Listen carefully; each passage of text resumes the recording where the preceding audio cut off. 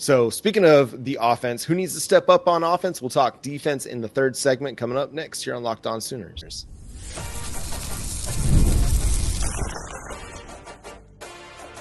You are Locked On Sooners, your daily podcast on the Oklahoma Sooners. Part of the Locked On Podcast Network, your team every day.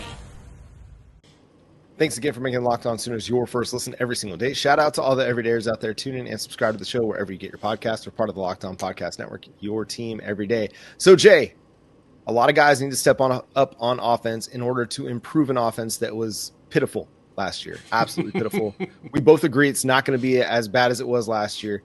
If it is, everybody's getting fired. We're going to have a whole new reset in 2024 or 2025. I'm trying to make it last year again. So, in your mind, who is a player that has to step up? The one I feel like that needs to step up the most right now, and it's mainly because we've seen the flashes and we need to see them again. It's got to be Gavin Sawchuk. The good thing for him is we're seeing that he's bulked up. I think he's like over 200 pounds now, so it looks like he's put on a little bit more meat and potatoes on the body, and we need him to be able to go out there and lead this running back room. I know that him and Sam Franklin have been taking a lot of the one snaps right now. I'm assuming some of the other guys may be either dinged up or working through some things. I know Taylor Tatum's playing baseball right now, so the assumption is that we're working through who could potentially have the ones. I know Javonte Barnes is also down, whatnot with that foot. So I need Gavin Sawchuk to really step up. He gave us 5 straight 100-yard games at the end of the 23 season. In 24, it just never looked like he was just comfortable. And if he can just get to a good, healthy feeling and get out there and hit those holes like he was before, I think that he could be a game changer for what the team's going to do next year. Who do you think is the offensive player that needs to step up for you? Yeah, I think Gavin Sawchuk is a good choice because you need somebody to solidify those first running back snaps, and you need somebody to play it consistently. I'm gonna go with Zion Kearney. I think this is a kid that's got immense talent. I think he can be a wide receiver one. I think he's got big time ability. The drop in the bowl game was definitely a bummer, but you saw that he can create some big plays for you. He's one of those guys that can do a lot of things. He can win in a lot of areas. He's not just a deep ball guy. He's not just a guy that can win in the short area of the passing game. He's not just a dude that can take jet sweeps. He can do all of it, and he can do all of it pretty well. And so I think with the fact that you've got Deion Burks out and you've got Jayden Gibson out, this creates an opportunity for a guy like Zion Kearney to earn significant snaps on the outside. And I think if he's able to develop this offseason, if he's able to continue to improve his game and build off of what he did as a true freshman, I think he's one of those candidates for potential breakout this year. We saw the same thing out of Jayden Gibson, right? In 2022, it was rough, man. And everybody was wondering, like, what? This guy was a 4-star? I don't know. It's not going to come together for him. Too many drops, just didn't seem to have it. And then that 2023 season, he had 14 catches and like 5 or 6 touchdowns. Yeah. And he averaged like 28 yards per reception. The dude, like as a rotational wide receiver, he came into the season as the 5th wide receiver. Injuries allowed him opportunities to play a little bit more, but he was creating big plays, and not just in games where it was, against Tulsa or whatever. Like he did it against West Virginia, did it against TCU. If you don't remember the image of Jayden Gibson literally dragging a TCU cornerback to the end zone as he's basically holding up the one, looking to the crowd and celebrating like 3-4 yards. That was wide receiver one mentality. That was I'm him mentality. Jayden Gibson had that after a terrible true freshman season. Zion Kearney didn't have a terrible true freshman season. It was just a true freshman season, right? It was just one that was a rocky one, up and down, and it was just a bummer. It didn't meet the Ryan Williams, Jeremiah Smith like level of true freshman greatness. It was just the typical true freshman season. Yeah. So I'm looking for him to build on what he did last year and make more of it, because I think he's got the ability, man. It's there. He just needs to get more confident and more consistent.